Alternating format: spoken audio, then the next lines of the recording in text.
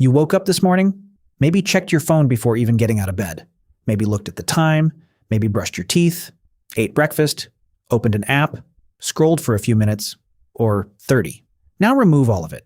No phone, no clock, no school, no office, no internet, no electricity, no calendar telling you it's Monday, no alarm screaming at you that you're late again. Just you, the sky, the weather, a few people you know, and a world that does not care whether you're comfortable. So what did ancient humans actually do all day? Did they just wake up, hunt something, sit around a fire, and sleep?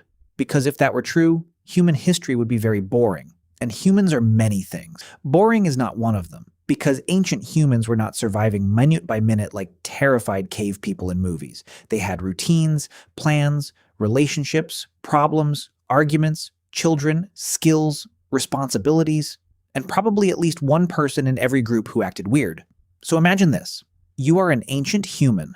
You wake up before sunrise, not because of an alarm clock, because light itself is beginning to change. For hundreds of thousands of years, humans lived by something stronger than technology, the sun. Your body notices changes in light even while you're sleeping. So before your eyes fully open, your brain already knows morning is arriving. And immediately, one question matters. What needs to happen today? Maybe food is running low. Maybe people saw animal tracks yesterday. Maybe fruit trees nearby are becoming ready.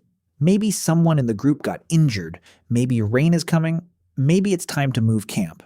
Ancient humans were not asking, what should I watch today? They were asking, what happens if we make the wrong decision? Because a mistake had consequences, real consequences. Now here's where people often imagine something wrong. Many think ancient humans spent every waking second hunting. But hunting large animals was dangerous, difficult, and uncertain. Sometimes a hunt succeeded, sometimes it didn't. And humans cannot eat almost caught it. In many hunter-gatherer groups, a large amount of daily food often came from gathering.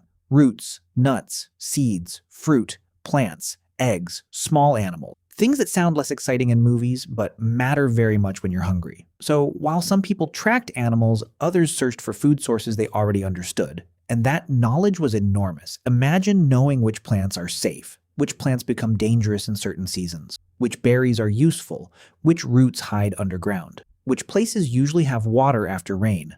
Now imagine carrying all of that information without books, without maps, without Google, inside your head. Ancient humans walked through landscapes that looked wild, but to them, those places were full of information. To us, a forest might look like trees. To them, it might look like food, danger, medicine, water, shelter, opportunity. Now let's talk about children, because children existed then too, and children have always been children. Ancient children probably played, they explored, they copied adults, they learned skills, they asked questions, and they almost certainly did things adults found annoying, because becoming human takes a very long time. Human children develop slowly compared to many animals, which means adults spent huge amounts of time teaching, showing, explaining, watching, protecting.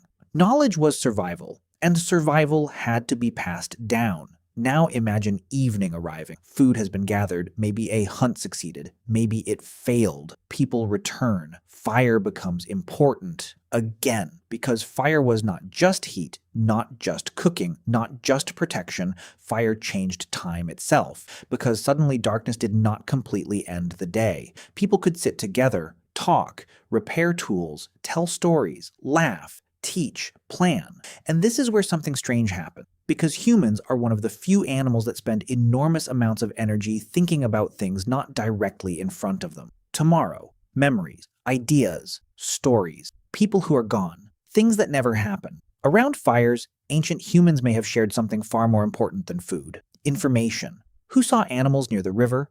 Which place had dangerous predators? Who met another group? Which seasons seemed different? Who could be trusted? Who could not? And maybe stories became more than stories. Maybe stories became memory storage, a way to carry knowledge across generations, a way to remember without writing. Because writing arrives very late in human history. Humans existed for a very long time before words ever sat on paper. Most human knowledge once lived in human minds. And then the night grows darker. The fire becomes smaller, people sleep. But not necessarily all at once. Some researchers suggest ancient humans may have had shifting sleep patterns in groups. While some slept, others remained awake, watching, listening, keeping the group safer, because outside the light, the world was still there. Animals, sounds, movement, darkness, and tomorrow would begin again. Not exactly the same, never exactly the same, because every day brought new weather, new opportunities, new dangers, new choices. So what did ancient humans do all day? They searched, built, walked, learned, talked, watched, remembered, planned, protected, played, worked, loved, and survived. By modern standards, their lives may look simple, but simple is not the same as easy. And here's the strange part. If an ancient human suddenly appeared beside you today, they might think your life looks strange too.